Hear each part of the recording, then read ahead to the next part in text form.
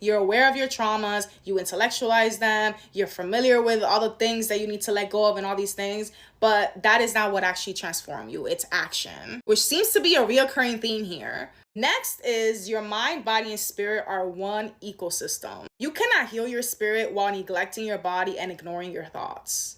Everything literally works together. My next thing that I learned is that rest is not a luxury, it is a necessity. True growth happens during rest, but not just that. Rest is actually your birthright. You need to be resting. Rest is a gift from God. And if you don't rest, you're gonna have severe consequences down the road. The next thing that I learned is that hobbies are more important than you think.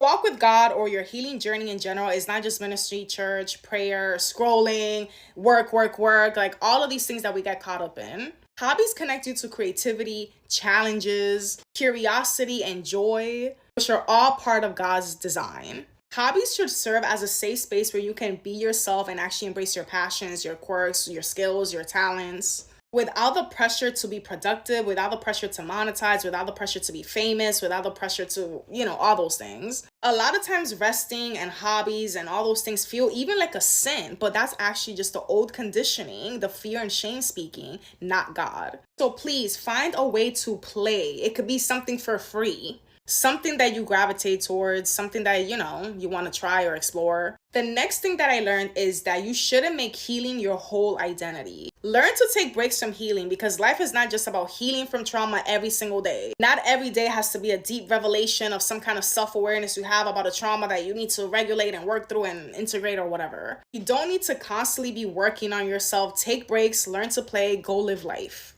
The next thing that I learned is that I really feel like the whole point of this, the whole point of regulating your nervous system, the whole point of stepping into the promised land is to return back to childlike wonder. Jesus literally said that in order to see the kingdom of heaven, you must become like little children again. And you cannot be like little children again, which children are curious, they play, they challenge themselves, they have healthy discipline, they see the world as colorful and vibrant. You can't do all of those things if you're constantly in survival mode or if you constantly have suppressed trauma and all those things. And lastly, I learned that healing is not about chasing this new version of yourself. It's about remembering who you are. Which sounds ironic because we're talking about becoming the new version of yourself or building a new identity and blah, blah. But the whole time is literally you in your essence. Before the world and trauma and sin and all of that took over. The point of healing is to finally feel safe to be authentically you at any given point, as long as you're not harming yourself or those around you.